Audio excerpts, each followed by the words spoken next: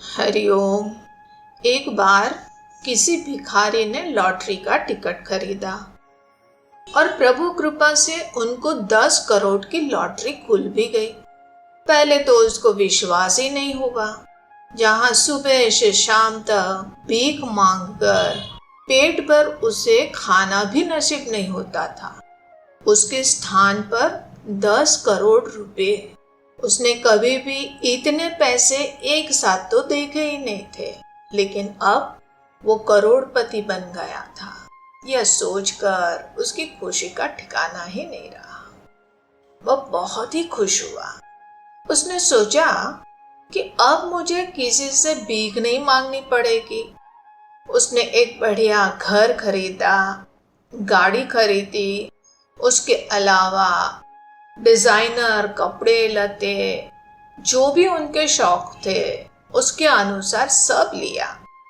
दिन में घर में बढ़िया व्यंजन बनाकर खाता था और शाम को मनपसंद रेस्टोरेंट में खाना खाए। इस तरह अच्छी ऐशो आराम की जिंदगी जीने लगा। एक बार वो किसी मंदिर के पास से गुजर रहा था। वहां उसने देखा कि एक बहुत लंबी लाइन लगी हुई है। उसने अपनी चमचमाती हुई बढ़िया कार पार्क करी और जिज्ञासावश उसे देखने गया। वहां उसने देखा कि एक सेठ जी लड्डू बांट रहे हैं और भिखारियों की लंबी लाइन लगी हुई है। ये देखकर आदतवशात वो भी लाइन में खड़ा हो गया। सब लोग उसे बहुत आश्चर्य से देख रहे थे, लेकिन वो समझ नहीं पा रहा था कि आखिर सब लोग हमारे सामने ऐसे क्यों देख रहे हैं। लाइन कम होती गई और अब उसका नंबर आया।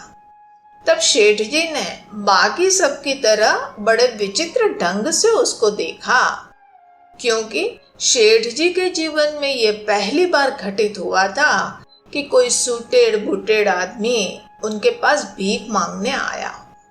सेठ जी को बड़ा आश्चर्य हुआ और मन ही मन बड़ी खुशी लगी कि हमारे सामने कोई सूटेड़ बुटेड़ भिखारी ने हाथ फैलाया। सेठ जी ने उनके हाथ में लड्डू पकड़ाया। भिखारी ने लड्डू लिया और उसका ध्यान अचानक अपने हाथ में बंधी हुई घड़ी के ऊपर गया कि रोलेक्स की तो घड़ी हाथ में बंधी हुई थी और उंगली में हीरे की अंगूठी। ये देखकर उसे तुरंत ही स्मरण हुआ आया कि अब तो हम करोड़पति हो गए। पहले तो उनको शर्म आई, लेकिन उस लड्डू को उसने छोड़ा नहीं। उसने मुट्ठी बांधी और लड्डू लेकर भागा अपनी गाड़ी की ओर। तेजी से गाड़ी का दरवाजा खोलकर उसमें बैठ गया और लड्डू को आंख बंद करके खाने लगा, जैसे कि स्वर्ग का आनंद मिल रहा हो। उसके बाद अत्यंत संतुष्टि की डकार लेते हुए बोला कि वाह प्रभु, तुम्हारी भी कितनी दया है मुझ पर। आज भर पेट खाने को मिला। मित्रों, यहाँ एक प्रश्न होता है कि भिखारी को अमीर होने के लिए क्या करोड़ों रुपये या अधिक धन की आवश्यकता है? इनको करोड़ों रुपए मिल जाने पर भी वो अब गरीब भिखारी तो नहीं रहा, लेकिन करोड़पति भिखारी हो गया। इसका मतलब है कि अभी भी है तो भिखारी ही। भिखारी के भिखारीपने को दूर होने के लिए अपने बारे में भिखारी होने की मान्यता को खत्म करना पड़ेगा।